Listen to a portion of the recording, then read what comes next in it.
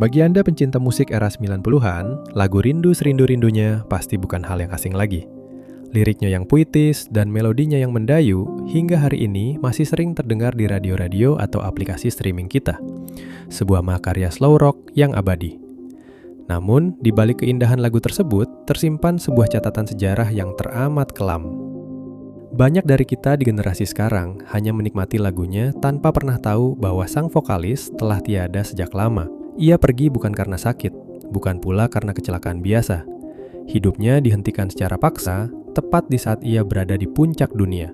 Bayangkan, seorang pemuda berusia 19 tahun, berwajah tampan, bersuara merdu, dan digilai ribuan penggemar, tiba-tiba menghilang tanpa jejak pada malam Natal tahun 1999, yang kala itu juga bertepatan dengan bulan Ramadan.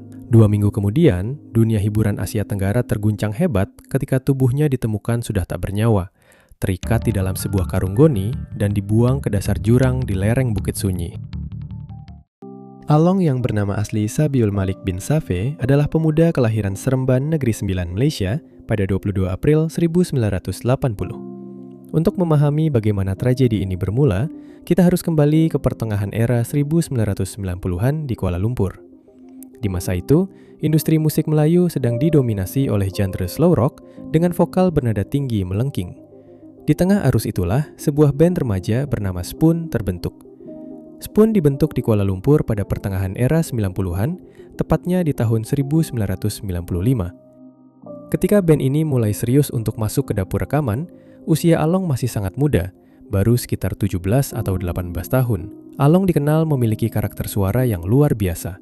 Di tengah gempuran penyanyi slow rock berkarakter suara tinggi melengking, seperti Amy Search atau Salim Iklim, Along muncul dengan warna suara yang cenderung lebih berat, serak basah, namun sangat merdu dan penuh penghayatan. Karakter vokal inilah yang kemudian menjadi identitas utama Spoon. Tahun 1997 menjadi awal langkah serius mereka. Bakat Spoon tercium oleh Live Records, salah satu label rekaman besar saat itu. Di bawah naungan label ini, mereka merilis album debut bertajuk Spoon. Melalui lagu jagoan berjudul Selingkuh, nama Spoon mulai berbisik di radio-radio Malaysia. Album pertama ini sukses sebagai sebuah perkenalan. Wajah tampan Along mulai menghiasi majalah-majalah remaja, dan basis penggemar mereka mulai terbangun. Namun, ledakan yang sesungguhnya baru terjadi 1 tahun kemudian. Akhir tahun 1998, Spoon merilis album kedua mereka yang diberi judul Kembali Merindu. Di album inilah mereka berkolaborasi dengan Saari Amri, seorang komposer bertangan dingin yang telah melahirkan banyak lagu hit untuk band-band besar seperti Axis dan Iklim. Saari Amri memberikan sebuah lagu berjudul Rindu Serindu-Rindunya kepada Spoon, dan keputusan itu terbukti menjadi sejarah besar. Begitu lagu tersebut dilepas ke pasaran, efeknya luar biasa. Lagu itu meledak bak bom di industri musik. Penghayatan Along yang begitu dalam pada liriknya yang puitis membuat lagu ini langsung merajai posisi nomor 1 di berbagai tangga lagu. Tak butuh waktu lama, Demam Spoon menyeberang ke Indonesia. Album mereka terjual ratusan ribu kopi, sebuah angka yang sangat fantastis untuk ukuran band yang anggotanya bahkan belum genap berusia 20 tahun. Spoon seketika sejajar dengan band-band senior yang sudah mapan. Pintu popularitas terbuka lebar, uang, ketenaran, dan masa depan yang berkilau kini berada di genggaman Along dan teman-temannya. Karena kesuksesan masif dari album kedua ini, mereka bahkan sempat merilis album ketiga bertajuk Kini pada tahun 1999. Meskipun menyanyikan lagu-lagu bertema cinta yang dewasa dan puitis, seperti Rindu Serindu-Rindunya, media-media hiburan kala itu menggambarkan Along sebagai pemuda yang aslinya pemalu di kehidupan sehari-hari. Ia dikenal memiliki pembawaan yang tenang, tidak banyak tingkah, dan sangat menghormati orang tua. Wajahnya yang tampan khas Melayu dan kepribadiannya yang santun membuatnya sangat cepat merebut hati basis penggemar remaja perempuan pada akhir era 90-an. Antara akhir tahun 1998 hingga pertengahan 1999, Spoon berada di puncak dunia. Muhammad Yaakob bin Demyati, usianya 26 tahun. Ia adalah seorang anggota kepolisian berpangkat Lans Kopral. Ia bertugas di bagian Korps Persenjataan atau di bawah unit pengakan hukum biasa di Kuala Lumpur, Malaysia. Ia telah berkeluarga dan istrinya bernama Salina Ali yang bekerja di sebuah perusahaan agensi promosi artis dan hiburan di Malaysia, bagian public relations dan pemasaran atau marketing. Tugas utamanya adalah mengurus roadshow, jadwal wawancara media, serta publikasi untuk artis-artis di bawah naungan label rekaman yang bekerja sama dengan agensinya. Salah satu band di dalamnya adalah Spoon. Tapi sayangnya, hubungan Mohamed Yaakob dengan istrinya akhir-akhir ini sedang tidak baik-baik saja. Yaakob merasa curiga karena istrinya kerap kali pulang larut malam.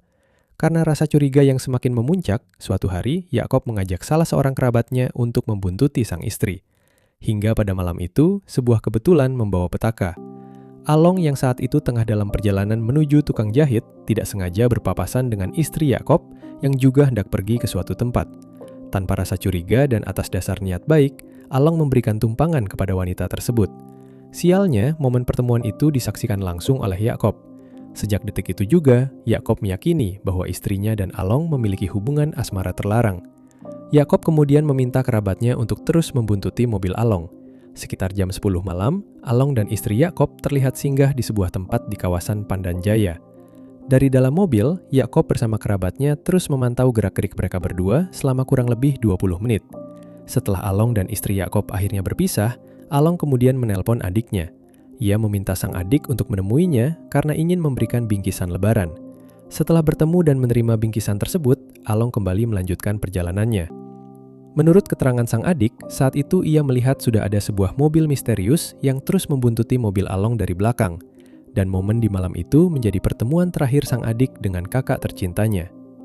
Di tengah perjalanan, mobil Yaakob langsung menghadang Along. Yaakob kemudian memaksa Along untuk keluar dari mobilnya sendiri dan masuk ke dalam taksi sewaan yang digunakan oleh Yaakob. Sepanjang perjalanan di dalam taksi, Yaakob terus mendesak Along agar mengakui perselingkuhannya dengan sang istri. Namun, Along dengan tegas membantah tuduhan tersebut. Ia menjelaskan bahwa hubungannya dengan istri Yaakob hanyalah sebatas rekan kerja biasa, dan pertemuan mereka malam itu pun murni karena urusan pekerjaan. Mendengar bantahan itu, emosi Yaakob semakin tidak terkendali. Ia tidak hanya menekan Along dengan pertanyaan, melainkan juga beberapa kali melayangkan pukulan keras ke tubuh Along. Melihat aksi kekerasan tersebut, sopir taksi yang ketakutan sempat memberanikan diri untuk menegur Yaakob. Ia meminta agar Yaakob tidak sampai mencederai Along, sebab Along adalah seorang artis terkenal. Jika sampai ia mengalami cedera, hal tersebut pasti akan menjadi masalah yang sangat besar. Namun teguran itu diabaikan.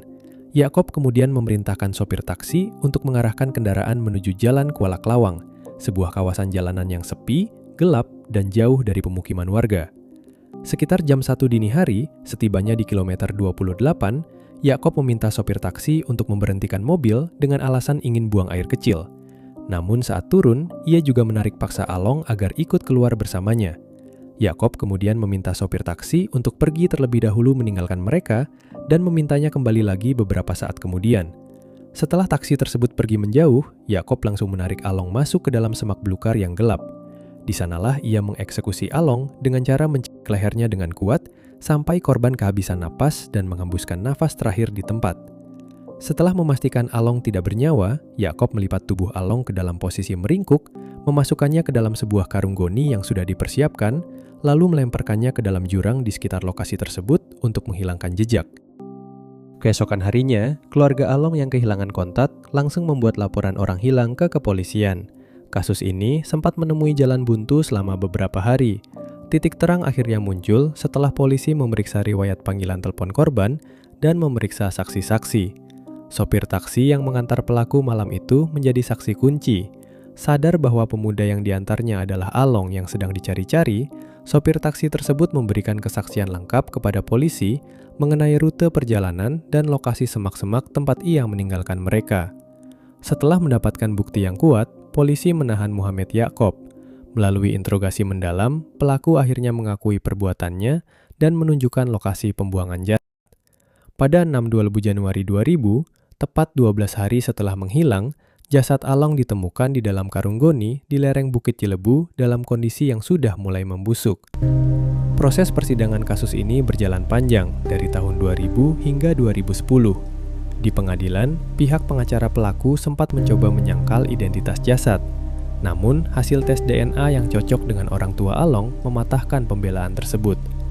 Kesaksian dari sopir taksi dan bukti forensik mengenai luka jeratan di leher korban menjadi bukti mutlak.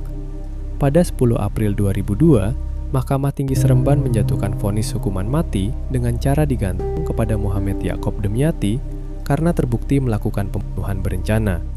Pelaku sempat mengajukan banding hingga tingkat Mahkamah Persekutuan pada tahun 2010, namun seluruh permohonan bandingnya ditolak. Meskipun vonis hukuman mati telah berkekuatan hukum tetap, eksekusi terhadap pelaku tidak pernah dilaksanakan karena adanya penundaan hukuman mati di Malaysia. Hingga akhirnya pada akhir tahun 2023, menyusul adanya perubahan undang-undang baru di Malaysia yang menghapus hukuman mati wajib, hukuman Muhammad Yaakob diubah menjadi penjara selama 33 tahun dihitung sejak tahun 2000. Setelah mendapatkan remisi kelakuan baik selama masa tahanan, Muhammad Yaakob Demyati resmi dibebaskan dari penjara Kajang pada akhir tahun 2023 sebagai pria bebas.